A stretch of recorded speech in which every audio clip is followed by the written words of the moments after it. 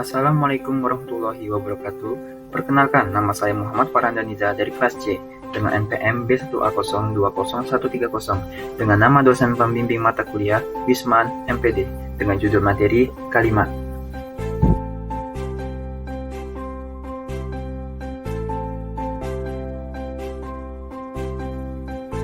Hakikat kalimat. Pengertian kalimat. Kalimat adalah kumpulan kata yang setidaknya terdiri atas subjek dan predikat. Kalimat pun dapat terbentuk dari satu klausa maupun beberapa klausa. Unsur kalimat. Suatu kalimat terdiri atas beberapa unsur kalimat. Kalimat sendiri setidaknya terdiri atas unsur subjek dan predikat. B. Pola kalimat dasar. 1. Struktur pola kalimat dasar. Pengenalan struktur kalimat. Kalimat memiliki pola yang memiliki keterkaitan satu sama lain. Pola yang terdapat dalam bahasa Indonesia terdiri dari subjek, predikat, objek. Selain itu, ada pelengkap dan keterangan. Ciri-ciri subjek. Subjek dalam sebuah kalimat dapat ditandai oleh ciri-ciri berikut. A. Menggunakan kata tanya apa dan siapa. B. Disertai kata itu. C. Didahului kata bahwa. D. Mempunyai keterangan pewatas yang subjek. E. Tidak didahului preposisi. F. Berupa norma. Ciri-ciri predikat. A. Jawaban mengapa atau bagaimana. B. Disertai kata ialah atau merupakan. C. Dapat diingkarkan. D. Dapat disertai kata-kata aspek dan modalitas. 3. Pelengkap. Pelengkap adalah unsur kalimat yang kehadirannya bersifat wajib. Namun, pelengkap tidak dapat dijadikan subjek pada kalimat pasif seperti halnya objek.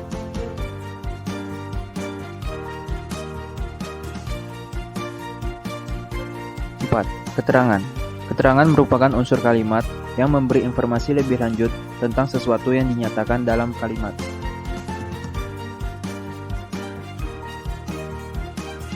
Kalimat yang benar.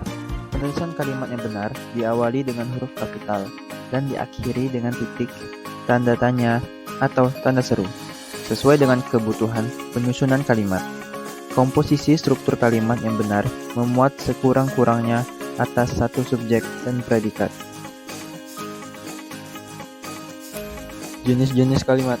Berdasarkan pengucapan, kalimat dapat dibedakan menjadi dua jenis, yaitu 1. Kalimat langsung. 2. Kalimat tak langsung.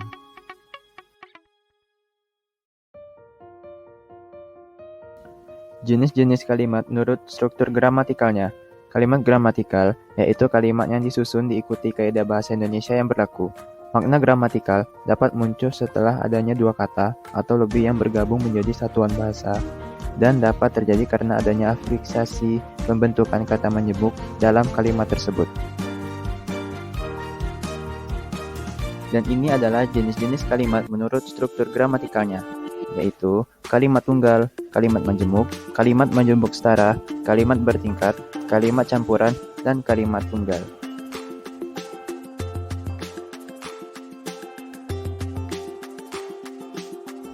Jenis kalimat menurut bentuk gayanya.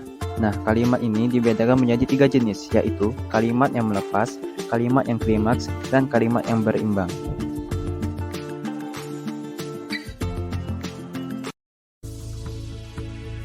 Jenis kalimat menurut fungsinya. Nah, menurut Kamus Besar Bahasa Indonesia, kalimat diartikan sebagai satuan bahasa yang secara relatif berdiri sendiri, mempunyai pola intonasi final, dan secara aktual dan faktual terdiri atas klausa dalam bahasa Indonesia. Kalimat sendiri mempunyai ciri-ciri kalimat dalam bahasa Indonesia, unsur-unsur kalimat dalam bahasa Indonesia, serta pola kalimat dasar, beserta contohnya yang sudah dijelaskan sebelumnya. Selain ketiganya, kalimat juga mempunyai beberapa jenis berdasarkan fungsi yang terkandung di dalamnya. Adapun jenis-jenis kalimat berdasarkan fungsinya adalah sebagai berikut. Nah, yang pertama ada di kalimat pernyataan. Merupakan kalimat yang berfungsi untuk menyatakan suatu hal, biasanya berupa informasi atau fakta, yang disampaikan ke khalayak luas tanpa berharap respon atau balasan dari pihak khalayak. Kalimat ini juga biasa disebut sebagai kalimat deklaratif.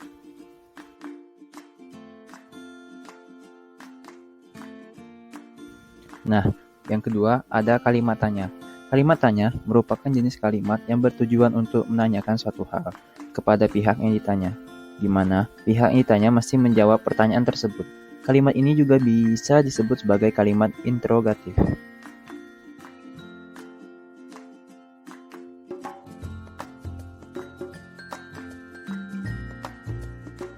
Nah, yang ketiga ada kalimat perintah. Kalimat perintah dipakai jika penutur ingin menyuruh atau melarang orang berbuat sesuatu. Adapun ciri-ciri dari kalimat ini adalah: yang pertama, menggunakan kata seruan seperti ayo, jangan, dan sejenisnya. Yang kedua, menggunakan partikel lah atau kan. Ketiga, diakhiri dengan contoh penggunaan tanda seru. Dan yang terakhir, mempunyai pola intonasi yang tinggi saat diucapkan.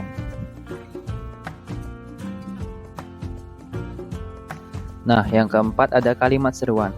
Kalimat seruan merupakan kalimat yang berfungsi untuk menyatakan kekaguman, kebahagiaan, larangan, kebingungan, ajakan, kemarahan, dan kesedihan. Sekilas, kalimat seruan mirip dengan kalimat perintah, padahal keduanya mempunyai perbedaan mendasar, terutama soal fungsinya. Kalimat seruan berfungsi untuk menyatakan apa yang dirasakan seseorang, sedangkan kalimat perintah digunakan untuk memerintah orang lain. Kalimat majemuk. Kalimat majemuk adalah struktur kalimat yang memiliki lebih dari satu dasar kalimat. Kalimat majemuk diartikan sebagai kata-kata yang memiliki struktur kalimat yang di dalamnya terdapat beberapa kalimat dasar. Dalam kalimat majemuk, konjungsi memegang peranan penting. Konjungsi atau kata penghubung berperan penting untuk menjadi jembatan antar dasar kalimat dalam satu kalimat majemuk.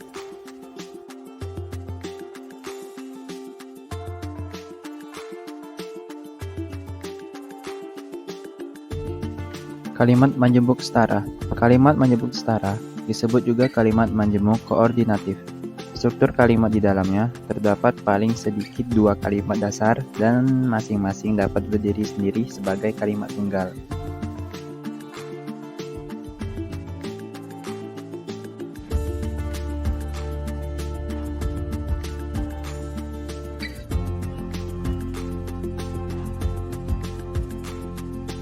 Kalimat majemuk bertingkat. Jenis kalimat ini adalah kalimat mengandung satu kalimat dasar yang merupakan inti dan satu atau beberapa kalimat dasar yang berfungsi sebagai pengisi salah satu unsur kalimat inti itu. Unsur kalimat yang dapat dialihfungsikan seperti subjek, objek, atau keterangan. Sehingga yang membedakan kalimat majemuk bertingkat dengan kalimat jenis lain adalah keberadaan anak kalimat dan induk kalimat.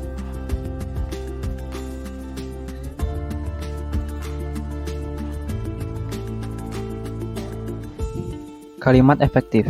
Kalimat efektif adalah kalimat memiliki potensi untuk menyampaikan pesan, ide, gagasan, atau informasi secara utuh, jelas, dan tepat, sehingga pembaca dapat memahami maksud yang diungkapkan penulis.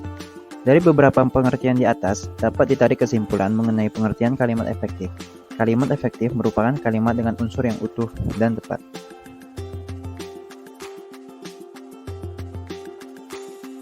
Ciri-ciri kalimat efektif. Nah, ciri-ciri kalimat efektif adalah sebagai berikut. Yang pertama, memuat unsur kalimat dengan lengkap dan tepat. Unsur tersebut antara lain subjek, predikat, objek, atau keterangan. Yang kedua, menaati keejaan dan kaidah berbahasa yang baku. Yang ketiga, memilih diksi secara tepat. Yang keempat, memadamkan struktur bahasa dengan jalan pikiran yang logis dan sistematis. Yang kelima, ide pokoknya tersampaikan dengan jelas. Yang keenam, menggunakan kata dengan tepat dan tidak bertele-tele. Yang terakhir, memanfaatkan variasi struktur kalimat.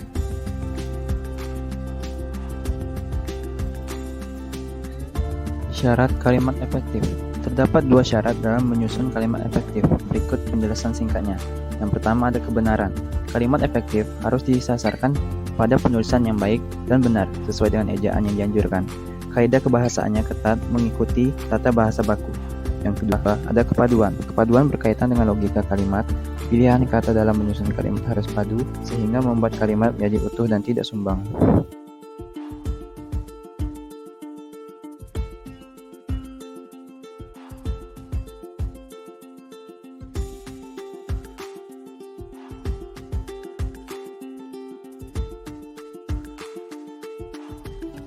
Unsur kalimat efektif. Unsur kalimat efektif terdiri atas subjek, predikat, objek, dan keterangan. Syarat untuk membuat kalimat dapat dipenuhi minimal dengan unsur dan predikat. Namun, dalam kalimat efektif perlu kehadiran objek atau keterangan agar kalimat terkesan utuh.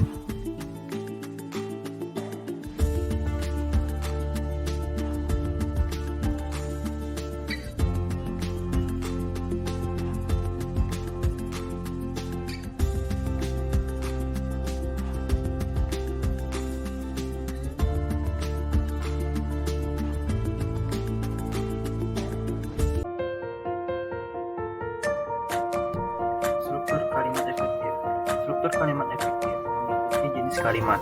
Struktur penempatan subjek, predikat, objek, dan keterangan menyesuaikan jenis kalimat yang akan dibuat. Selama syarat untuk menyusun kalimat yang sudah disahkan, maka strukturnya hanya tinggal menyesuaikan jenis kalimat.